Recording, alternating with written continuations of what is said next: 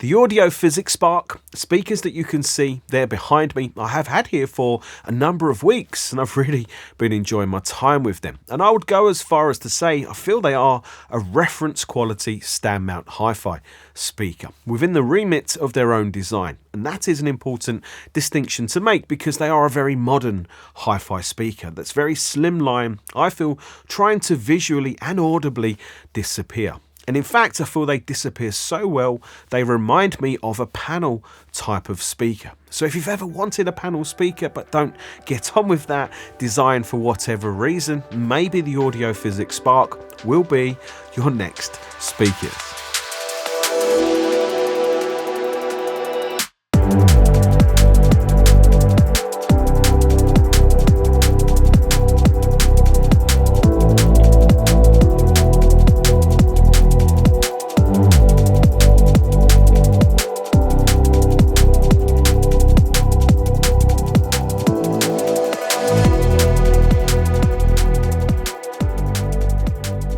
Audio Physic are a long-established German high-end speaker manufacturer, and I always think that their speakers stand out visually. And I think their speakers are, in the main, modern designed speakers that are intended to be, easy to fit into living rooms and just normal listening rooms. Speakers that don't dominate those rooms, and that will be important for a lot of people.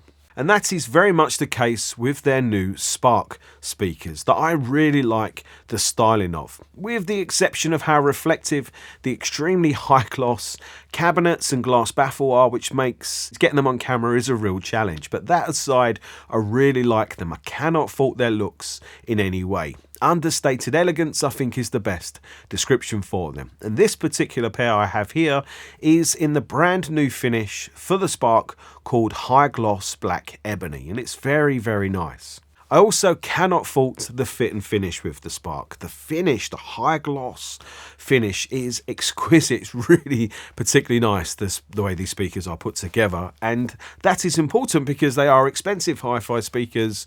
The Sparks cost £5,800, and then the stands are called the Sherpa M, and they cost £550. So this is an expensive pair of hi-fi speakers. But interestingly, they feature a lot of Audio Physic's latest speaker technology developments. And the Spark feature what Audio Physic have called and trademarked PowerTrain technology. And this is trickled down from their much more expensive Cardeas speakers. This technology is definitely a big deal because it's the development of spiderless drivers. And for those of you who might not be aware, the spider is the often yellow stiff fabric mesh system that sits behind the driver to form part of the suspension to help keep a speaker driver working in a pistonic motion rather than wobbling around. But by all accounts, if you can remove the spider, you can reduce the distortion of that speaker driver for a cleaner, clearer, purer sound.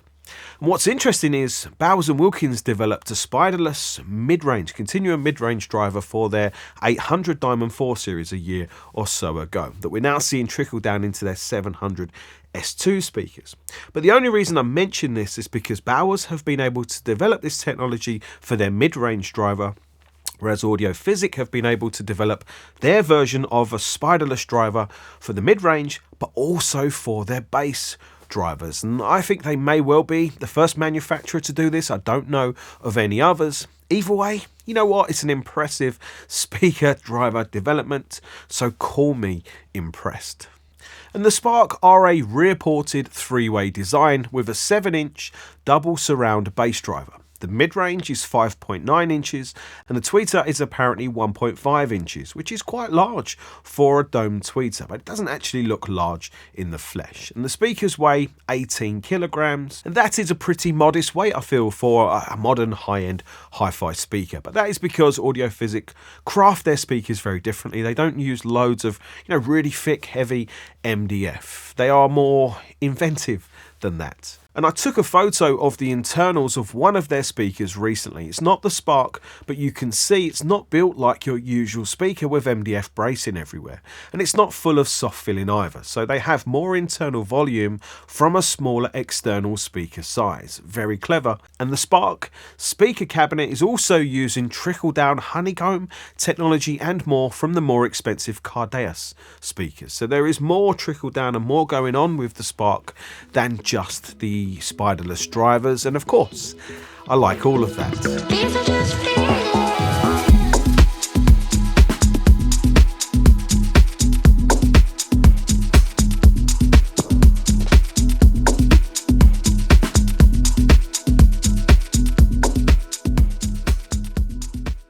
So just quickly, before we talk about the sound quality of the Spark, which I know of course you all want to know about, I do want to quickly talk about the speaker's setup, because when I first installed them in here in this room, I placed them in the blue taped, masking taped squares, which is normally the best space spot in this room for my listening position. But I was listening to them and I realised, yeah, I like them, but there was maybe something missing. So I went on to the Audio Physic website to look for the Spark manual to see what was suggested for their placement. And I actually found two very interesting speaker placement articles, with one of the articles suggesting a placement of 1.5 meters from the front wall and 0.5 meters from the side wall. And I tried that and it worked very nicely in this room, which is why there are now two blue masking tape squares. And I thought there might be some useful things in there for you in either of those articles, hence the reason why I mentioned them. So I'll create a link for you in the video description box down below. It's well worth checking those out. But let's talk about,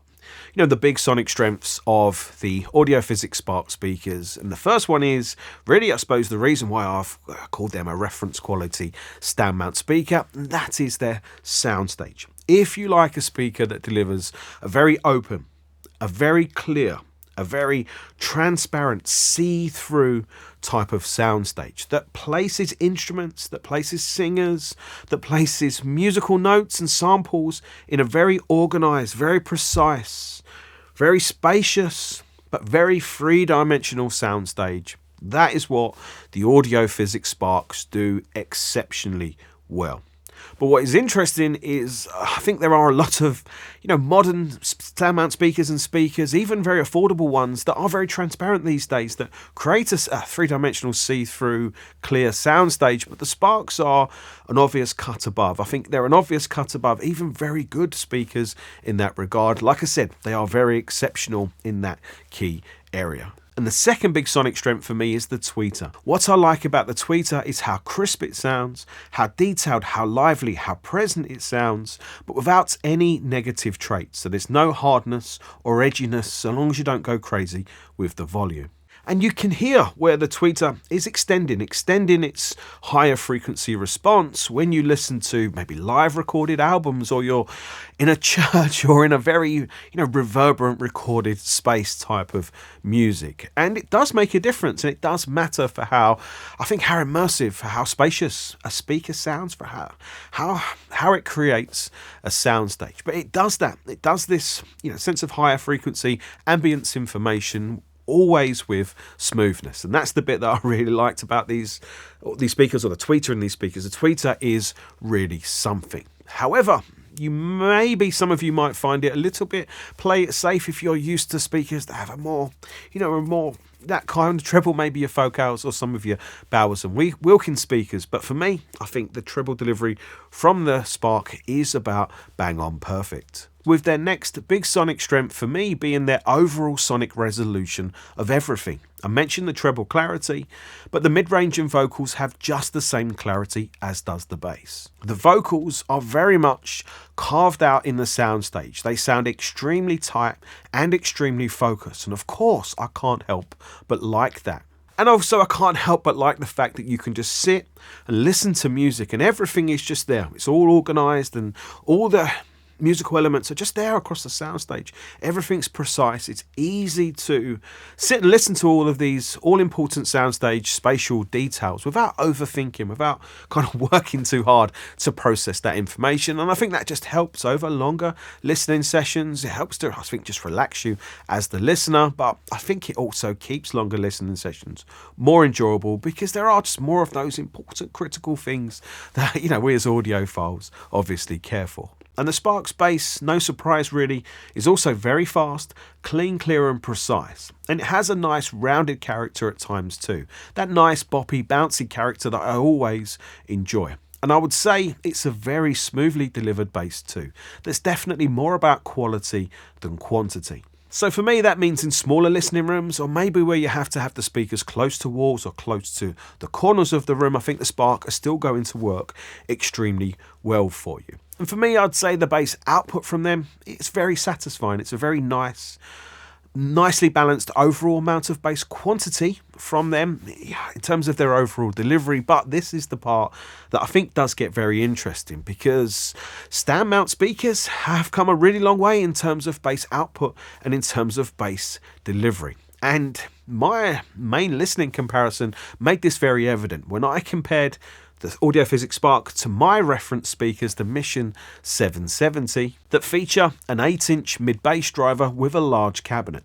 And on paper, both claim bass extension to around 40 Hz, which is very stand mount speaker common. However, you can hear straight away the Mission do produce more bass overall that has more authority and perceived output deeper down in their bass notes. And the Spark do have a very good go actually at producing deeper bass notes, and you can hear the notes really clearly, the deeper notes really clearly, but you can also hear, I think, where their output, the power of their output, bass power of the deeper notes starts to roll off. So that means the tactility, the feel of the bass isn't as tactile, isn't as present as some other speakers like the Mission 770, for example. But interestingly, the bass roll off, the way they roll off their bass, the Sparks, is extremely smooth, which I think is really very impressive. The Sparks sound clearer, more open, more precise, and with more focus to everything. But the Mission deliver a vocal with a more pleasing character. They sound more warm and more full and solid in their vocal delivery. And they just have a pleasing character, the Missions, even if it's not as highly resolved. And interestingly, I feel like the Mission go close to the Spark in terms of the quality of the treble quality, but I definitely prefer the treble from the Spark because it's more lively, it's more present, it's just more precise. There's a bit more verve and energy about the treble. And because it's balanced so nicely and because it's still so smooth, for me, the tweeter in the Spark is really something. And I would say that the Mission overall have a more vintage type of sound, whereas the Spark have a more modern, high-end, hi-fi speaker type of sound. And I don't say that derogatory towards either. I feel like, both types of sounds, when done well, can be very, very pleasing. And definitely for some people, when it's done well, the modern high-end hi-fi speaker sound will definitely be more pleasing. But I do think, given the right conditions, that the Sparks will be able to give you more overall. And by right conditions, for me, that would mean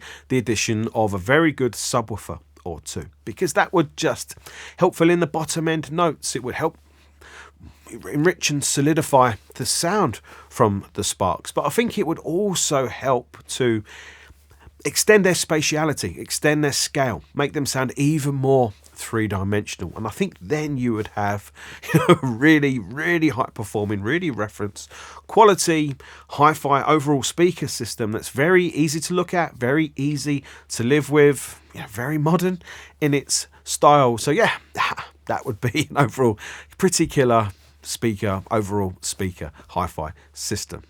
And I want to briefly talk about the Sherpa M speaker stands because I think they look particularly nice and complement the Spark's design really very well. So to sum things up, there is a hell of a lot to like about the Audio Physic Spark, from the nice touches of quality such as the WBT binding posts, the beautiful finish and the very clever use of technologies. Especially the use of spiderless drivers, right? That technology is new and, really very impressive. And I'm sitting here thinking, I don't really have anything really too much negative to say about the Sparks. I've really enjoyed my time with them, which is why the review has taken me a bit longer. Actually, I've not wanted to pack them up and send them back. So all I can really say at the end of that is, these are very nice speakers. If you're interested in this type of look and this type of sound of hi-fi speaker, well, then they are definitely worth checking out. So I hope you've enjoyed this review. I hope you found it useful, interesting and helpful. Of course, if you enjoyed it, hit the thumbs up button, and if you like my take on